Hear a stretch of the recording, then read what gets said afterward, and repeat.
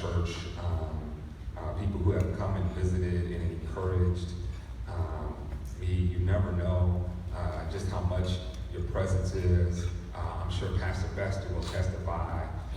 Sometimes somebody shows up at church you don't think is going to be there, and it just gives you a little bit more encouragement. You feel like preaching a little better, saying amen, maybe even praying one of them colored prayers every once in a while.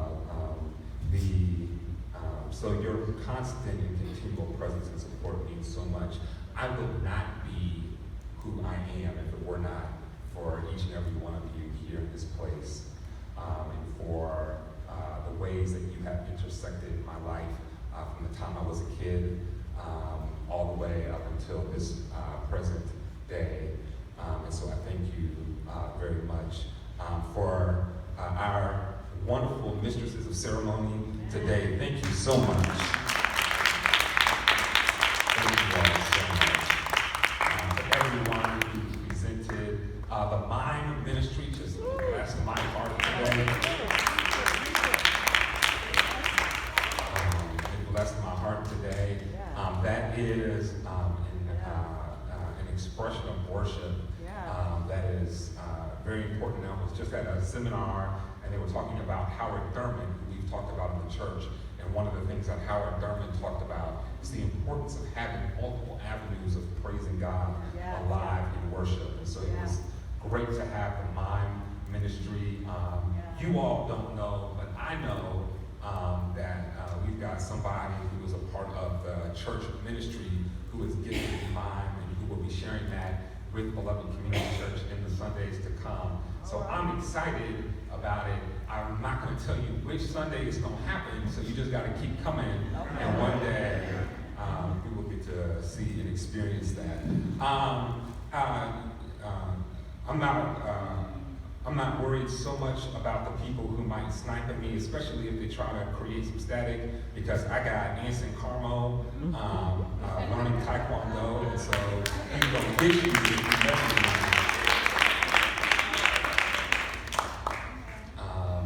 Him and his brother are learning, and y'all don't know this, but I also got some other people. I got a high school graduate now, Sierra Hicks, who's also a black belt. And so y'all, I have my own little secret service for me. The Brothers of Shalom have been a gift to God.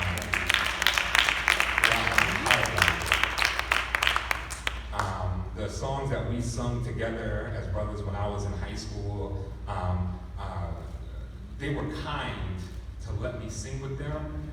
There are certain things I do well. Singing is not one of them. All right. God did not bless our family with many singing genes, which is why one of the many reasons why I'm so glad that my cousin married Charles, because he, in addition to being a great preacher, is a phenomenal singer, and his whole family, they all some singing somebodies. And so, but with the merger of those family genes, hopefully we can get some singing blood in our family. Singing was not a gift of mine. Shalom just let me hang along with them because they felt sorry for me. That was it. But I stood furthest away from the mic. You know, when the Temptations be all gathered around the mic and they'd be like, doo-doo-doo. No, they would be gathered around the mic and I would be over here. Because I was not a singer, but their brotherhood, their willingness to embrace me. I was one of the younger members for a long time, until GJ and Paul came and joined. And then, so it was just always having these great brothers to look up to, and especially the one who keeps us together, who organizes together, my good friend and brother, Reverend Dan Larkin Jr. Thank you so much.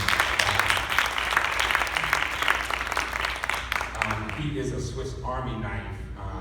He is a preacher, a musician, an athlete. He just does so many things well. A teacher, works well with adults, works well with children. And so it's just a great gift to be in brotherhood with him. And then our chairperson for the anniversary, the first and only person who I have licensed and ordained in my pastoral tenures, my two tenures as pastor of the church. The only preacher I have licensed and ordained is the Reverend Belinda Porter Larkin.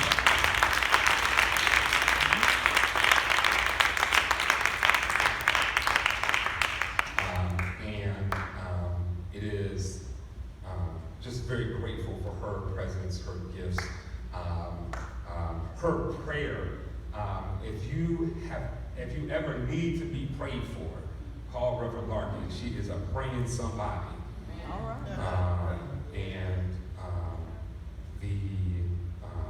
The ways that she shows up and is a gift to this body and a gift to me.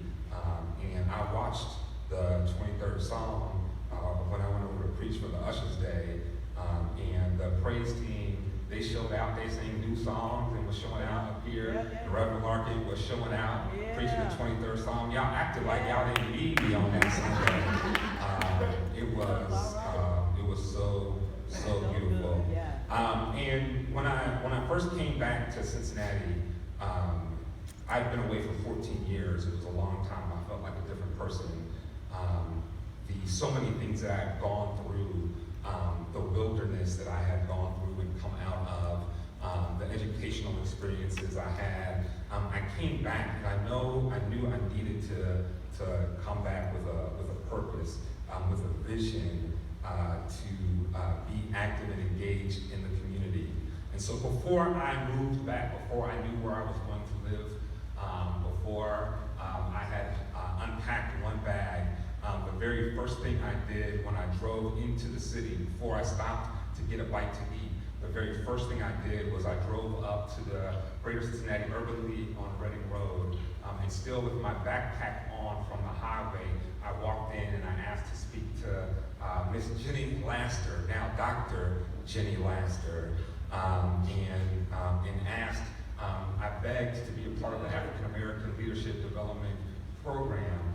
And the part of the story she didn't tell you, but is so important to me, is that the program had a cost because most of the people who are in the program come from businesses and organizations. There are Procter & Gamble or GE or University of Cincinnati and these other places that are able to pay multiple thousands of dollars for them to be a part of this amazing program. And the program costs money to be able to put on. But I was not a part of any such organization. I was coming to pastor a church of 15 people, and we just didn't have the ability to pay anything really for me to be in this program.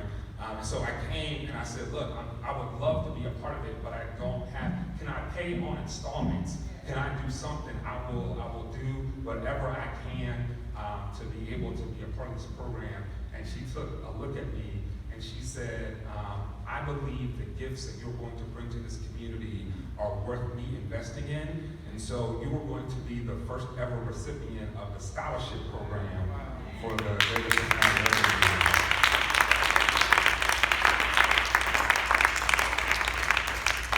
And her investment in me, the work that she's done in this city is just amazing. And when you have people who are legendary, like a Dr. Jenny Laster, when you have people who have a legendary track record of ministry, like Pastor Harold Bester and First Lady Ruby Shuttlesworth Bester, when you have legendary people who take a moment out of their time just to say a kind word to you, it is very overwhelming.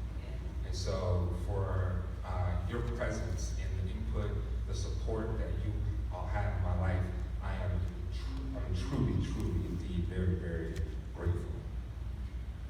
I'm going to stop there because if not, I'm going to talk about every one of you, but I'm so glad to see you. So glad that you are here and your presence is here. Won't you do me a favor in good, beloved community church fashion? Won't you stand up and won't you grab hands with someone who is right next to you?